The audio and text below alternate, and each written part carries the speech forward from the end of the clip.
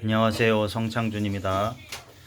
자, 오늘은 제가 알리발 크랭크를 170에서 160mm 크랭크로 바꿨는데, 이제 산에서 한번 타고 내려왔는데 느낀 점을 간략하게 장단점 위주로 한번 설명을 한번 해볼게요. 첫 번째 장점은 무릎 통증이 사라졌어요.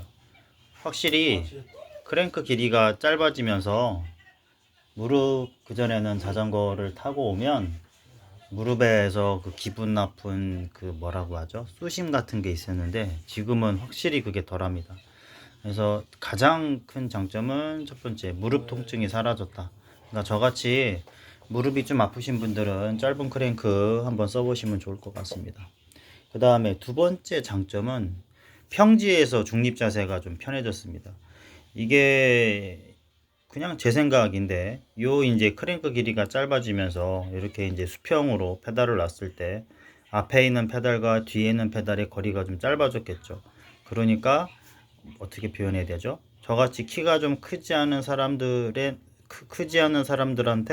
너무 긴 크랭크는 앞뒤로 발을 넓게 벌려서 서 있는 구조에서 키에 맞게 좀 좁게 벌려서 서 있는 구조이다 보니까 평지에서 스탠딩이 좀 편합니다.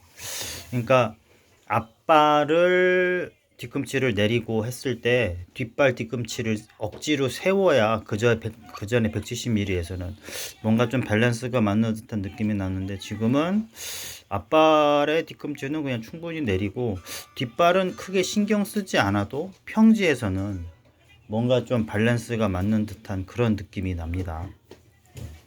그 다음에 세 번째, 자전거에 힘을 주기가 좋아요.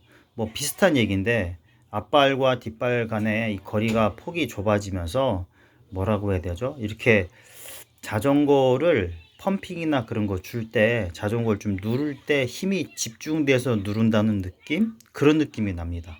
그러니까 발을 앞뒤로 멀리 벌린 상태에서 누르는 것보다 발을 좀 좁게 해서 앞뒤 폭을 좁게 해서 누르니까 뭔가 좀 힘을 집중적으로 누른다? 그런 느낌이 좀 납니다.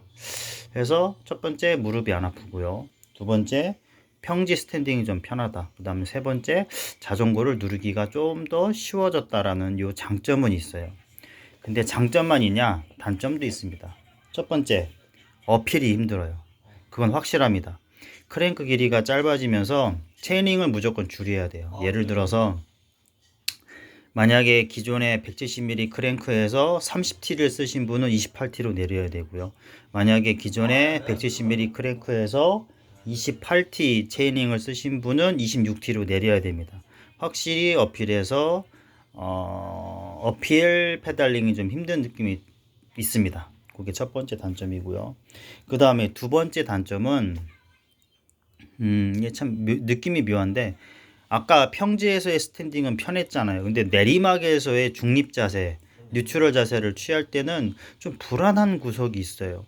제가 아직 적응을 못한 건지 뭔지는 모르겠는데, 그러니까 앞발과 뒷발의 스탠스가 좁아지면서 기존에 앞발과 뒷발의 스탠스가 넓었을 때는 앞발의 뒤꿈치를 내려서 내리막길에서 핸들에 힘을 주지 않고 발로 제 체중을 버틸 수 있는 그 힘이 좀 있었거든요.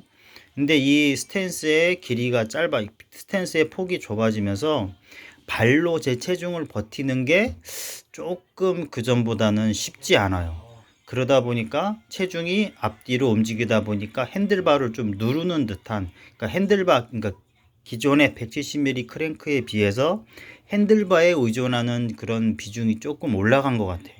그러면서 뭔가 내리막길에서 뭔가 좀 밸런스가 깨지는 듯한 그런 느낌이 좀 납니다.